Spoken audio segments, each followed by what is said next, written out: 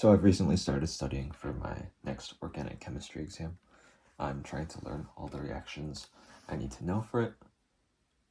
So what I've been doing is, for the past few days, just going through a few reactions every night, learning the mechanisms, learning reactants, products, and it's a bit difficult to remember all of them, but let's see today if I remember the first 4 or so mechanisms I learned the other day.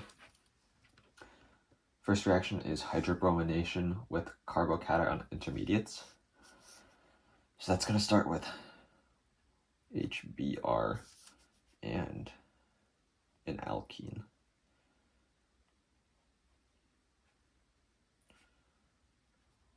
So an alkene, well, because we want to show certain things, you have to make the starting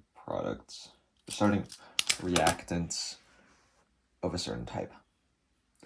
So first, our bromine.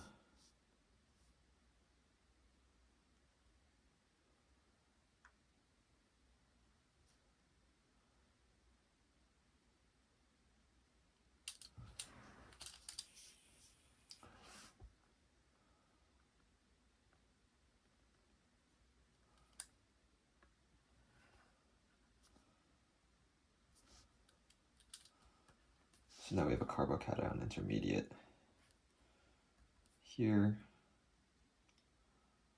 because it's more stable on the secondary carbon.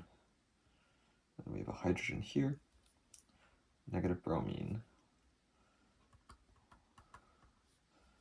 attacks the positive, and then we get a Markovnikov bromine addition. That's the first one down. And I'm gonna do the rest now.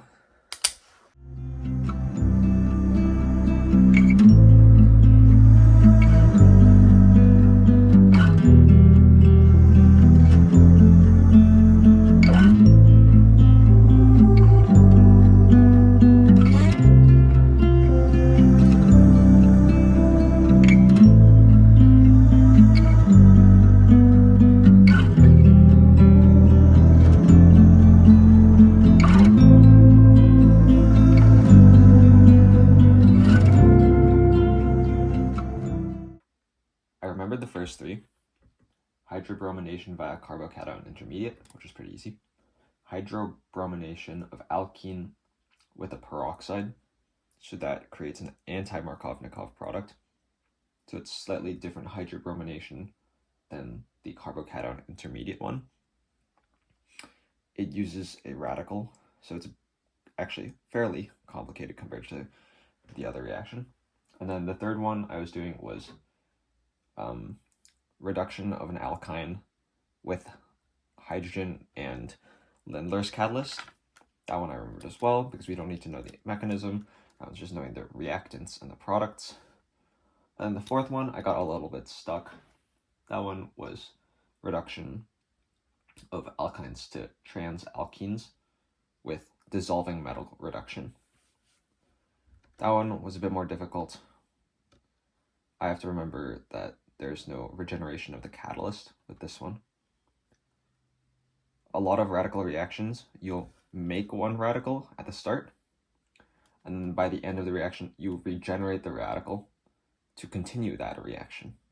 But with this one, it doesn't do that. Instead, the 2 radicals combine to form a negative later on in the reaction and react with a hydrogen.